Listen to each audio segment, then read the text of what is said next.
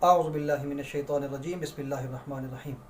دوستو، آج کی اس گفتگو میں ملکی حالات کو لے کر کے انتہائی اہم گفتگو کرنے جا رہے ہیں۔ جہاں تک تعلق ہے نبی اکرم صلی اللہ علیہ وآلہ وسلم کی ناموس کا، تو حضور اکرم صلی اللہ علیہ وآلہ وسلم آپ روح کائنات ہیں، جان کائنات ہیں، فخر موجودات ہیں، اور جس طرح کی محبت کا دم بھرنے والے صحابہ کرام تھے کہ فدا کا امی و ابی کہہ دیا کرتے تھے، ہم بھی اسی محبت کے دم بھرنے والے ہیں۔ جب حضور کی ناموس کی بات آتی ہے تو مسلمانوں کے دل تڑپ اٹھتے ہیں۔ حضور کی ناموس پر جب حملہ ہوتا ہے تو مسلمانوں کے دل تڑپ اٹھتے ہیں، اور نہ صرف دل تڑپتے ہیں، مسلمانوں کے دل یہ چاہتے ہیں کہ اب جس نے اس دل کو تڑپایا ہے ان کو بھی تڑپا دیا جائے۔ یہ مسلمانوں کی حالت اس وقت ہوتی ہے کہ جب نبی اکرم صلی اللہ علیہ وآلہ وسلم کی ذات کے اوپر کوئی حملہ کرتا ہے۔ مسلمان نبی اکرم صلی اللہ علیہ وسلم کی ذات پر حملہ برداشت نہیں کر سکتے، چاہے جائے کہ فرانس کی دیواروں کے اوپر اور سرکاری عمارات کے اوپر نبی اکرم صلی اللہ علیہ وسلم کے گستاخانہ خاکے شائع کیے جائیں۔ اور اب ہم بات کرتے ہیں اس چیز کی کہ جو حکومت نے اس وقت کیا۔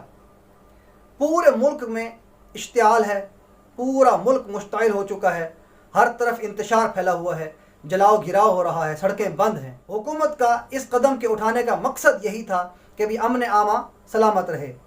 تو جب امن عامہ سلامت رکھنے کے لیے گرفتاری کی گئی ٹی ایل پی کے سربراہ کی، اور اس کے باوجود امن عامہ تو پھر بھی سلامت نہیں رہا، امن تو پھر بھی برباد ہو گیا، اور کس طرح کتنے لوگ شہید ہو گئے، کتنی ایمبولینسز کے اندر لوگ فوت ہو گئے، اور کتنے لوگ آکسیجن نہ ملنے کی وجہ سے کووڈ-19 کے جو پیشنٹ تھے وہ کتنے لوگ موت اور زندگی کی کشمکش میں پڑے ہوئے ہیں۔ تو یہ اس غرض سے اگر گرفتاری کی گئی کہ امن عامہ کو سلامت رکھا جائے، تو امن عامہ تو پھر بھی برباد ہو گیا۔ اور اگر معاہدہ کیا تھا تو کم از کم معاہدے کی پاسداری کی جاتی۔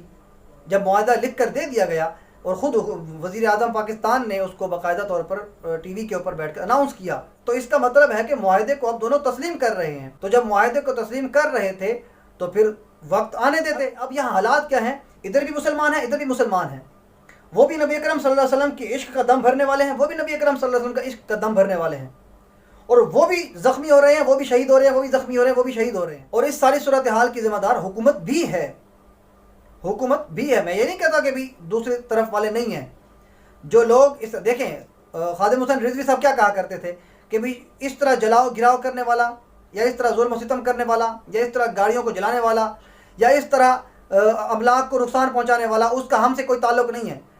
تو جو املاک کو نقصان پہنچا رہے ہیں وہ ہیں تو انہی کے اندر شامل، چاہے ان کو بدنام کرنے کے لیے آ رہے ہیں یا جس غرض سے اس میں آئے ہوئے ہیں، نقصان تو بہرحال ہو رہا ہے، اور نقصان بھی مسلمانوں کا ہو رہا ہے، اور نقصان بھی ان عاشقان رسول کا ہو رہا ہے۔ وہ رکشہ ہو، وہ گاڑی ہو، وہ تو گستاخ نہیں ہے نا، وہ کس کے ہیں؟ وہ بھی غریبوں کے ہیں جن کا نقصان ہو رہا ہے۔ جبکہ نبی کریم صلی اللہ علیہ وآلہ وسلم کی جو حدیث مبارکہ ہے اس میں ہے کہ مثل المؤمنین فی توادہم وتراحمہم وتعاطفہم مثل الجسد، کہ ایک دوسرے کے ساتھ محبت میں، ایک دوسرے کے ساتھ شفقت میں، ایک دوسرے کے ساتھ رحم کے معاملے میں یہ مسلمان مومن جو ہیں وہ اس طرح ہیں جیسا کہ ایک جسم ہو، کہ جب ایک جسم کا کوئی ایک عضو کسی تکلیف میں ہے تو پورا کا پورا جسم اس کی تکلیف کو محسوس کرتا ہے۔ اور یہاں پر حال یہ ہے کہ عضو تو الگ، پوری کی پوری لاشیں گر رہی ہیں، لوگ پیاسے مر رہے ہیں، لوگ بھوکے مر رہے ہیں، لوگوں کی جان مال محفوظ نہیں ہے، ایمبولینسز کے اندر لوگ مر رہے ہیں، مریض مر رہے ہیں۔ تو یہ کہاں گئی توادہم وتراحمہم وتعاطفہم؟ وہ کہاں گیا جو نبی اکرم صلی اللہ علیہ وآلہ وسلم نے ارشاد فرمایا تھا؟ نبی اکرم صلی اللہ علیہ وسلم کی کسی نے گستاخی کی، اس کو کڑی سزا دینی چاہیے، اور کڑی سزا دینا صرف اسلام میں نہیں ہے۔ یہ من سب نبیا فقتلوہ کا جو یہ بیانیہ ہے یہ اسلام کے اندر نہیں ہے صرف، یہ تورات میں بھی ہے، یہ انجیل میں بھی ہے، یعنی یہودیت کے اندر بھی یہی عقیدہ ہے، عیسائیت کے اندر بھی یہی عقیدہ ہے۔ جو بھی نبی کی گستاخی کرتا ہے اس کو کیپٹل پنشمنٹ دینے کا عقیدہ یہ عیسائیت میں بھی ہے، یہودیت میں بھی ہے۔ یعنی اسلام، یہودیت اور عیسائیت یہ ایک بوٹ میں ہے۔ جو کسی نبی کی گستاخی کرے وہ کیپٹل پنشمنٹ کا حقدار ہے، یہ سب مانتے ہیں اس چیز کو۔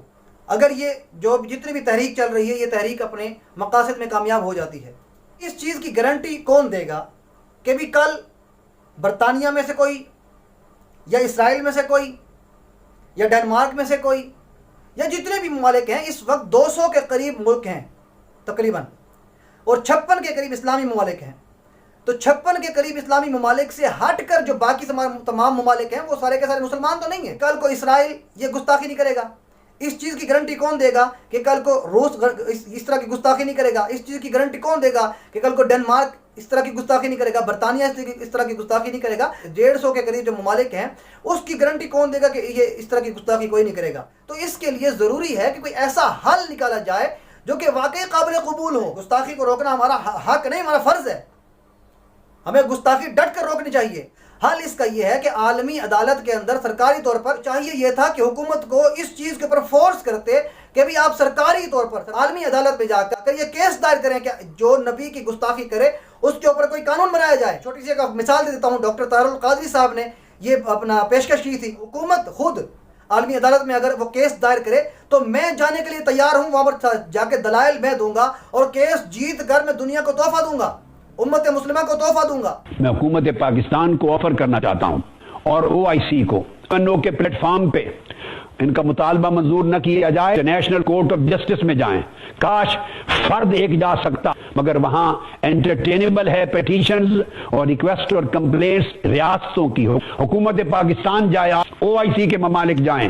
اس کیس کو لڑنے کے لیے میں اپنی خدمات پیش کرتا ہوں. میں اس کیس کو عالمی عدالت انصاف میں انشاءاللہ پلیڈ کروں گا اور جیت کر امت مسلمہ کو تحفہ لا کے دوں گا. حکومت کو اس بات پر فورس کیا جائے کہ بھی جا کر یہ عالمی عدالت میں کیس دائر کیا جائے کہ جو نبی کی گستاخی کرے، صرف نبی اکرم صلی اللہ علیہ وآلہ وسلم نہیں، تمام انبیاء، جو کسی نبی کی گستاخی کرے اس نبی کی گستاخی کرنے والے کو کیپٹل پنشمنٹ دینی چاہیے، موت کی سزا دینی چاہیے.